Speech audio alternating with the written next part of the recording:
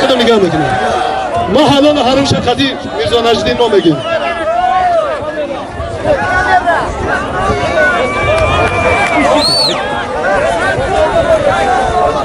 ای بچه من شما دا گفتم که همین ماشین دروش شده شما باور نکردید چیز شورای خیلی بسیار داره قندات ها بزن محمد شریف برادران شیرینی ما قندات ها بزنید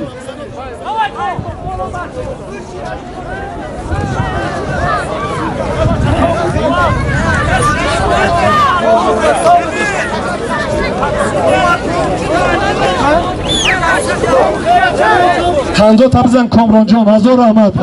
برای بزم ما را گرم گرفتن تون هزار رحمت تا بخیره مردمی درگستان دگه آواز تا بلند نکن که مهمان ها میرن جا تا بخیره اینه مرا بینه ما تا خورده ایستم اینه در جام ما دواری همی برنده هم دیدید تا میخوام که مردم ببینن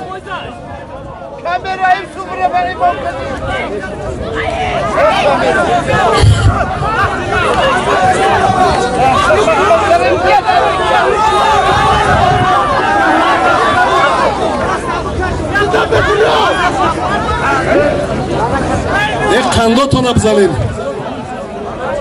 برای حسین جان کسی دلش میکشه بچه ها حسین جان شیشته در میدان اگر مای نکنین همین بچه 5-6 آدم مغلوب کرده گه دلی کدیمت نکشه بیایا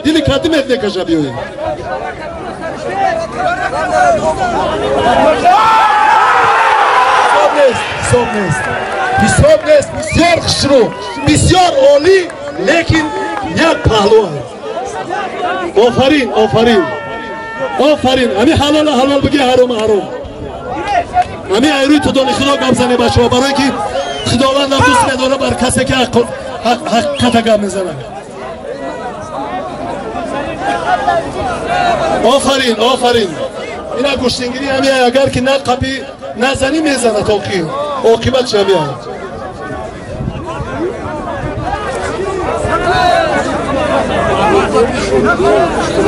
ایوس نگاه که ما ایسی نگاه همین من حلال بزنم اینجا نگم که حلال هم